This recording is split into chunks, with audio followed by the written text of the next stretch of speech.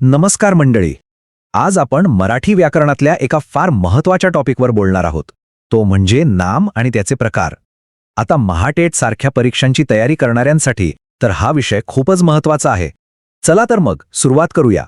मराठी वर्ग टीमकडून तुम्हा सर्वांचं खूप खूप स्वागत. आजचा विषय खूपच इंटरेस्टिंग आहे आणि आपण तो इतक्या सोप्या पद्धतीने शिकणार आहोत की परीक्षेमधला एकही मार्क आपला हातचा जाणार नाही. चला एका सोप्या प्रश्नापासून सुरुवात करूया. आपल्या आजूबाजूला कितीतरी गोष्टी आहेत. काही दिसतात, काहींची आपण फक्त कल्पना करतो. या प्रत्येक गोष्टीला एक ओळख असते, बरोबर? काय म्हणतो आपण त्या ओळखीला? जरा विचार करा. अगदी बरोबर, त्यालाच आपण म्हणतो नाम. सोप्या भाषेत सांगायचं तर जगातल्या कोणत्याही वस्तूला, व्यक्तीला, जागेला, कल्पनेला किंवा गुणाला ओळखण्यासाठी दिलेलं जे नाव असतं ना, तेच म्हणजे नाम. तर मग आजच्या भागात आपण काय काय पाहणार आहोत? सगळ्यात आधी नाम म्हणजे काय ते तर आपण पाहिलंच. त्यानंतर नामाचे 3 मुख्य प्रकार: सामान्य नाम, विशेष नाम आणि भाववाचक नाम. आणि सगळ्यात शेवटी परीक्षेच्या दृष्टीने अत्यंत महत्वाचा मुद्दा, नामांची बदलती भूमिका. चला तर मग या नामांच्या परिवाराला जरा जवळून ओळखूया. मराठी व्याकरणामध्ये नामाचे मुख्य 3 प्रकार आहेत आणि हे समजायला खूप सोपे आहेत. बघा, हे आहेत ते 3 मुख्य प्रकार. पहिला आहे सामान्य नाम, दुसरा आहे विशेष नाम आणि तिसरा आहे भाववाचक नाम. आता आपण एक एक करून हे 3ही प्रकार उदाहरणांसोबत व्यवस्थित समजून घेऊ. सुरुवात करूया पहिल्या प्रकारापासून, सामान्य नाम. जेव्हा आपण एकाच गटातल्या किंवा जातीतल्या सगळ्या वस्तूंना त्यांच्यातल्या सारखेपणामुळे एक कॉमन नाव देतो, तेव्हा त्याला सामान्य नाम असं म्हणतात. उदाहरणार्थ, मुलगा हे एक सामान्य नाम आहे, कारण ते जगातल्या कोणत्याही मुलासाठी वापरलं जाऊ शकतं. तसंच नदी, पर्वत, शहर ही सगळी सामान्य नामं आहेत, कारण ती कोणत्याही विशिष्ट नदी, पर्वत किंवा शहराबद्दल बोलत नाहीत. आता वळूया दुसऱ्या प्रकाराकडे, जो आहे विशेष नाम.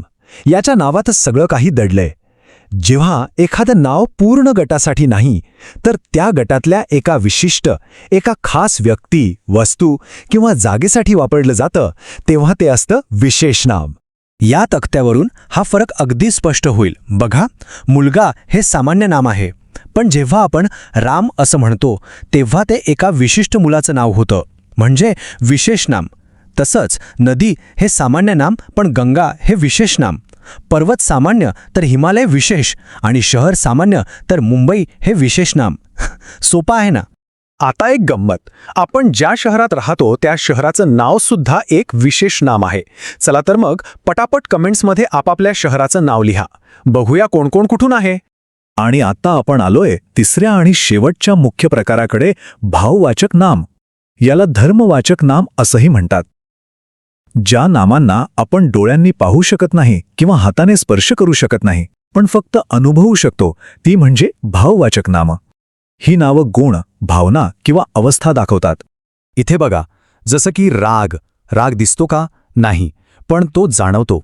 तसंच आनंद, प्रेम, शौर्य किंवा चिकटपणा, या गोष्टी आपण पाहू शकत नाही, पण त्या अस्तित्वात आहेत हे आपल्याला कळतं.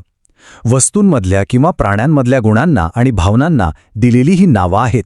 आता एक गमतीशीर गोष्ट म्हणजे, ही भाववाचक नामं अनेकदा दुसऱ्या शब्दांना काही प्रत्यय लावून तयार होतात. जसं की शहाणा या शब्दाला पण हा प्रत्यय लावला की शहाणपण हे भाववाचक नाम तयार होतं. तसंच सुंदर पासून सौंदर्य आणि गुलामपासून गुलामगिरी. हा तक्ता बघितल्यावर तुम्हाला ते लगेच लक्षात येईल. चला, आता आपण या अभ्यासाच्या सगळ्यात महत्त्वाच्या भागाकडे आलो आहोत. तो म्हणजे नामांचे बदलते कार्य. स्पर्धा परीक्षांमध्ये या भागावर आधारित प्रश्न हमखास विचारले जातात, त्यामुळे इथे जरा जास्त लक्ष द्या. पहिला नियम आहे, जेव्हा एखादं विशेष नाम त्या विशिष्ट व्यक्तीसाठी न वापरता तिच्यातल्या गुणांची उपमा देण्यासाठी वापरलं जातं, तेव्हा ते सामान्य नामासारखं काम करतं. हे उदाहरण बघा, तुमचा मुलगा कुंभकर्णच दिसतो. आता इथे कुंभकर्ण म्हणजे रावणाचा भाऊ या अर्थाने नाही, तर खूप झोपणारी व्यक्ती या अर्थाने वापरला आहे. म्हणून इथे कुंभकर्ण हे विशेष नाम असूनही सामान्य नामाचं काम करते. आता पाहूया याच्या अगदी उलट दुसरा नियम.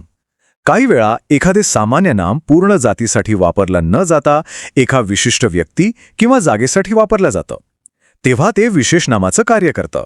जसं की आताच मी नगरहून आलो, या वाक्यात नगर या शब्दाचा अर्थ कोणतंही शहर असा होत नाही. इथे बोलणारा अहमदनगर या एका विशिष्ट शहराबद्दल बोलतोय. त्यामुळे इथे नगर हे सामान्य नाम असूनही विशेष नामाचं काम करतं. आणि तिसरा नियम आहे भाववाचक नामाबद्दल. जेव्हा एखादं भाववाचक नाम एखादी भावना किंवा गुण न दाखवता थेट एखाद्या व्यक्तीचं नाव म्हणून वापरलं जातं तेव्हा ते विशेष नामाचं कार्य करतं. उदाहरणार्थ, विश्वास परीक्षेत उत्तीर्ण झाला.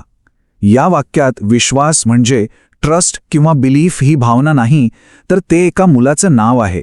म्हणून इथे भाववाचक नाम हे विशेष नाम बनलं आहे. हे तिन्ही नियम परीक्षेसाठी लक्षात ठेवणं फार गरजेचं आहे.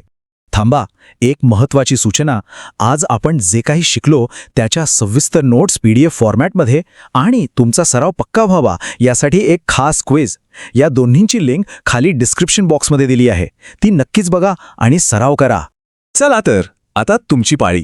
आपण नामांच्या बदलत्या कार्याचे जे 3 नियम शिकलो त्यापैकी कोणत्याही एका नियमाचा वापर करून एक छानसं वाक्य बनवा आणि ते खाली कमेंट बॉक्समध्ये लिहा. बघूया तुम्हाला हे नियम किती चांगले समजले आहेत. आजचा हा अभ्यास जर तुम्हाला आवडला असेल आणि तुमच्यासाठी उपयुक्त ठरला असेल तर याला एक लाईक नक्की करा. तुमच्यासारख्याच स्पर्धा परीक्षांची तयारी करणाऱ्या मित्रमैत्रिणींसोबत शेअर करा. आणि हो, आपल्या मराठी वर्ग चॅनलला सबस्क्राईब करायला अजिबात विसरू नका. भेटूया पुढच्या भागात. धन्यवाद.